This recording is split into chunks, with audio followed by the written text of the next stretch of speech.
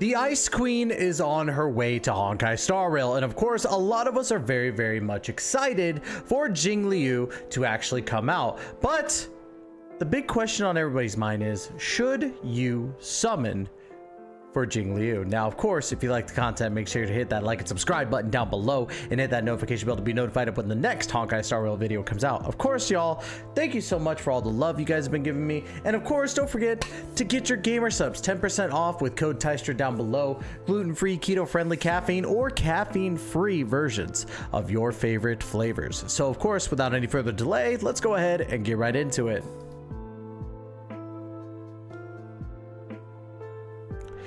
Jingliu, the Ice Queen herself. I'm actually very excited for this unit, but before we get into her, we need to first talk about the side units coming out for Honkai Star Rail's banner for 1.4, with Jingliu being the headliner.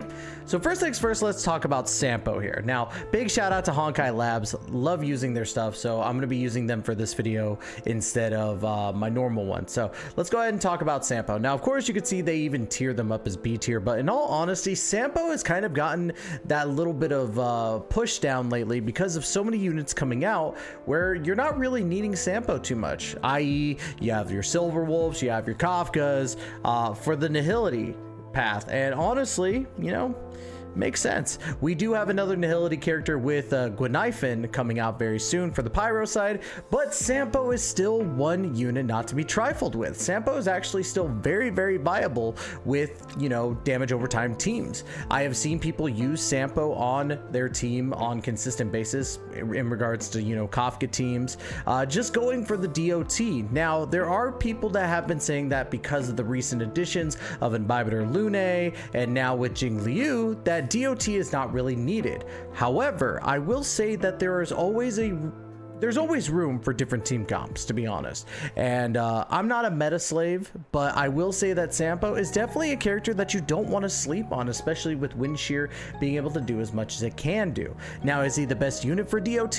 No, there are a lot of units that do outpace him, but he's definitely not a unit to shy away from. So I will say Sampo is a decent 4-star unit to use. Now let's go ahead and talk about Qingque. I still can't pronounce her name, and I do feel really bad, but she's had a little bit of a up and down relationship. Now, for me personally, I haven't actually used her that much, honestly, because for me, I felt that the randomness of her kit kind of made it off-putting. However, I will say that when she was up on a trial thing, I think it was 1.2, I actually enjoyed using her, and I thought that she was a lot of fun. Now, granted, I will say that if you E6 her, it's a lot better. She goes from a B tier to an S tier, not an SS tier, but an S tier nonetheless, especially since, you know, again, you have to get that E6, and it's kind of a little bit of a struggle. However, I will say that going and getting that E6, especially with how many banners that she's been on, not too big of a deal, to be honest. But yeah, honestly, I can't really say too much about her outside of what I've already said. I think that she could be really good, especially at that E6 from what I've seen. But in all honesty, is she somebody that you should be summoning for? Probably not. Because if you have to go to E6 to actually be that S tier component, then that's technically what the gacha system's supposed to do. It's supposed to make you want to summon for more to make them more powerful. But I do think that there are a lot more viable options of characters to use in those slots when you're using Jingliu. This girl right here, definitely not one of them. What I will say is a very good option to use always is Miss Tingyun. Now, I know that people who've been watching my videos for a while are probably going to say TYSTRA keeps flip-flopping between Tingyun and Yukong. But I will say without a shadow of a doubt, I've gone through multiple times to see if I actually think better of certain units more than others. And in all honesty, I like Yukong's look, but I loved Tingyun's kit more. Tingyun is obviously the best support in regards to giving you that attack percentage, giving you your, you know, ultimate more often, giving you energy, giving you damage. She's just that dang good. There's a reason why there's so many people begging to pull more of her, even at an Eidolon 6. So I will say, if you pull yourself a Tingyun, you're in for a treat. She's just that dang good. I have her at E0 and she does so much for me in my teams. Now, again, as I pointed out before, I was on the Yukong hype train, and honestly, after so much testing and after really just kind of meditating to myself and understanding that this is a hill that you shouldn't die on, I will admit Tingyun has the better kit than Yukong. I know, Tysher went back on his ways. Hate to see it, but it's true. In all honesty, Yukong's kit is way more proficient in what it's supposed to do, and in all honesty, you don't have to spend that much energy to be able to use Yukong in general. With Tingyun.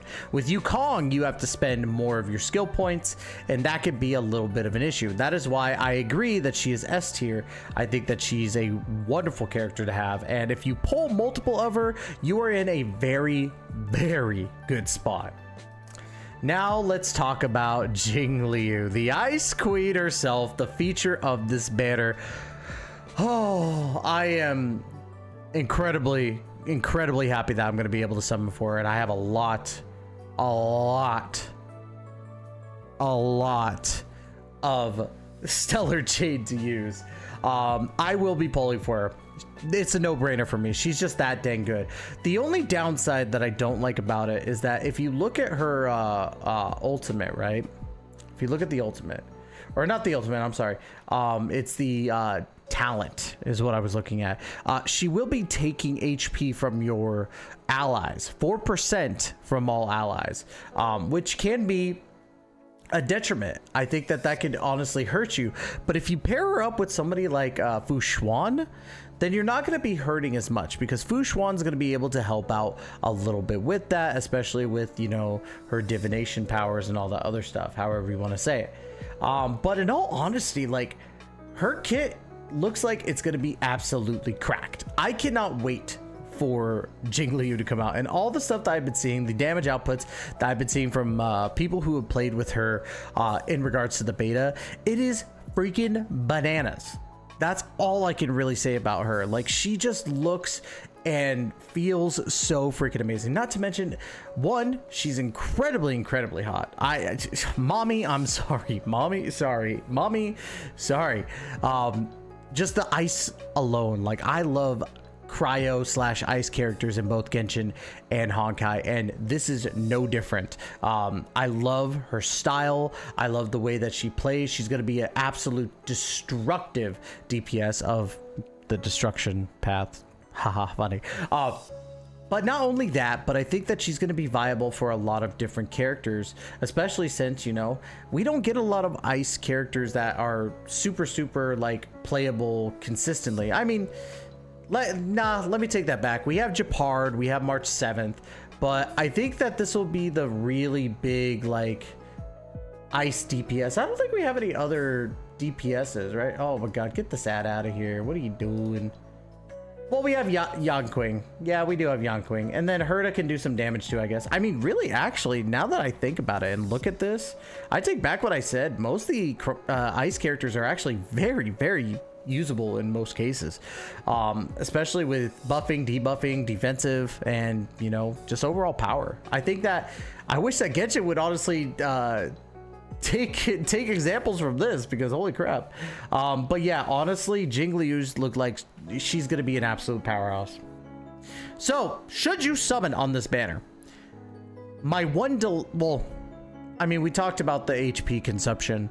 But my one dilemma about this, and I think a lot of Honkai Star Rail see it as, or Honkai Star Rail players see it as well. It seems as though every unit that comes out is a power creep of the previous unit. Now, I need to look at damage output between the two of them, being Jingliu and of course Imbibitor Lunae, especially since they're of different typings. But if I see that Jingliu is outputting more damage comparatively to Imbibitor Lunae, then that just confirms that a lot of the times the units that are coming up are going to be more of meta breaking units. Now, is this banner resourceful? Absolutely. Getting someone like Tingyun on your team is already a fantastic thing. If you have somehow not pulled a Tingyun, or like me have been really unlucky rubber ducky and I've only pulled one Tingyun this whole time, this is definitely something that you should go for. Tingyun is a fantastic unit and works with every DPS that I've seen. I've seen no complaints about Tingyun, to be honest, except for the fact that every enemy targets her. Quicking or Queen Q QQ girl. We'll call her QQ girl because I don't know how to pronounce her name still. QQ. She could be good at E6, but that again, you have to get to E6, and that's the big problem with that. And of course, Sampo, I still feel, is a very good DOT character. I don't think that he deserves B tier. I think that honestly he should be at least up to A tier at the very least. But I digress. Everybody's tier list of characters is on their own. I find him annoying as hell, though. I will say that. So maybe B is the right call. But in all seriousness, this banner is not bad. It's just I'm scared of the power creep. I'm really scared of this consistently happening with every single banner that comes out. Only time will tell with 1.5 stuff, especially when we're getting Argenti and Huo, even though they're not really of, you know, the same thing. We have one erudition and one what was it, abundance. So, but yeah, I digress. I think that in all honesty, this banner is a must summon if you've been saving for a while, especially if you're Jingliu fan and also love the voice actor Amelie. She's fantastic. Love her. Hopefully one day I can meet her. That'd be great. But anyways, that's really all I can say, is that this banner, if you look at it from a meta standpoint, absolutely one of those things that you should must summon. But if you're like me and in fear of the consistent outpacing of previous characters, you may want to wait until you find a character you actually like aesthetically.